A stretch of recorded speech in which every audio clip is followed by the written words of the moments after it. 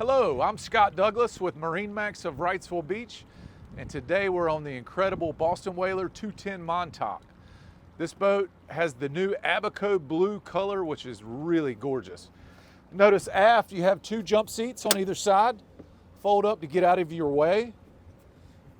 Boat does have the teak package, also has the optional white 200 Verado Mercury engine. Moving forward, you'll notice you have the deluxe leaning post with live well. The live well built in behind the seat.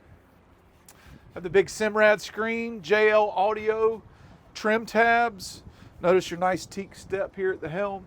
But you also have the color matched Abaco blue under the hardtop. Now moving up towards the bow, we have a gray igloo cooler seat with backrest here, and the seating package, which gives you your forward backrest.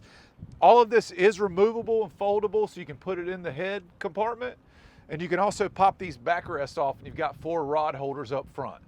If you'd like to see this boat in person, my name is Scott Douglas. We can be reached at 910-256-8100. Thanks a lot.